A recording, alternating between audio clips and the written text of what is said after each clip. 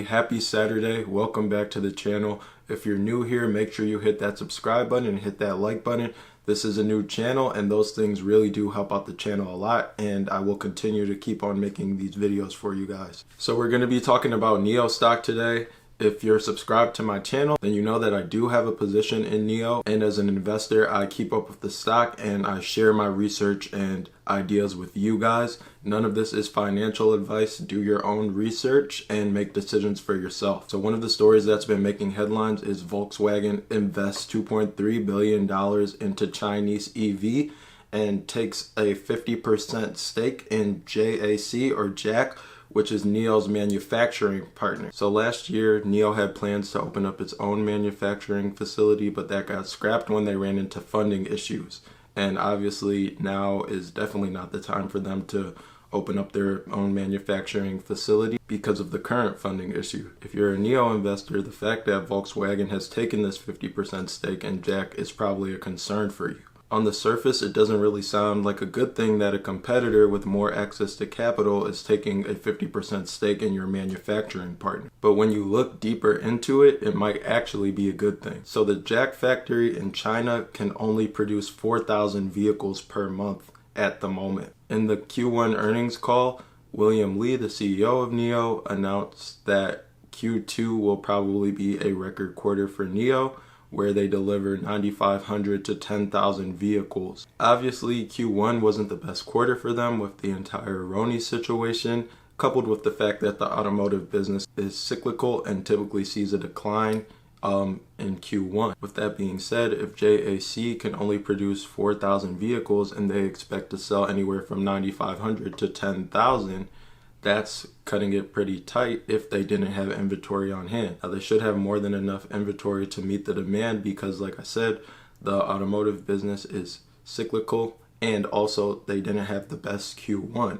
So there should be a lot of leftover inventory, and who knows how much inventory they currently have. But eventually, as the demand grows, they're going to end up becoming supply constrained. Now, with Volkswagen investing and taking that 50% stake in JAC, we know that they have more access to capital, and with that being said, they could expand the capacity of the factory, which would allow NIO to be able to produce more cars instead of being supply constrained, and eventually help them generate enough capital to be able to produce their own factory in which they can further cut manufacturing costs and completely get out of JAC. Another thing to think about is the technology piece here. With Volkswagen taking that 50% stake in JAC, that doesn't necessarily mean that they're going to do better than NIO. You have to remember that NIO is a leader in technology. Their autonomous driving system is far ahead of Volkswagen at the moment. Their vehicles are just more sound in terms of technology when it comes to electric vehicles, so Volkswagen is still going to have to play catch up. The only vehicle that has a better autonomous driving system than NIO is going to probably be a Tesla, which is leading the industry and also kicking down the door for NIO, because as consumers in China start to purchase Teslas, that's going to spur demand in NIO's, which is my bullish case for NIO, because this industry can have more than one player. Even if Tesla is at the top, and with Volkswagen moving in, that's also going to spur demand in the EV industry, and the best product will win.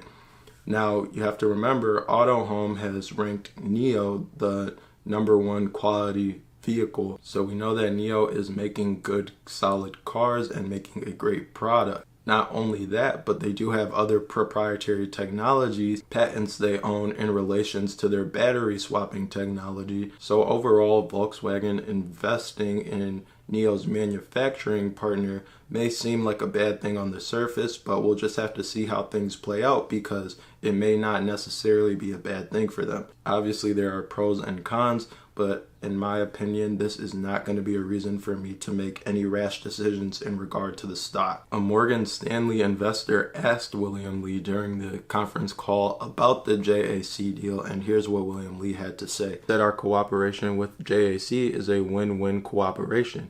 So if JAC is going to work very closely with Volkswagen, which we're not really sure, But if this is the case, we think this is not going to affect our manufacturing.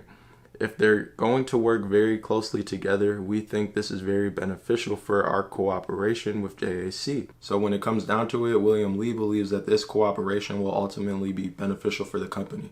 I want to know what you guys think. Please leave a comment down below. Hit the like button. Don't forget to subscribe. It really helps the channel out.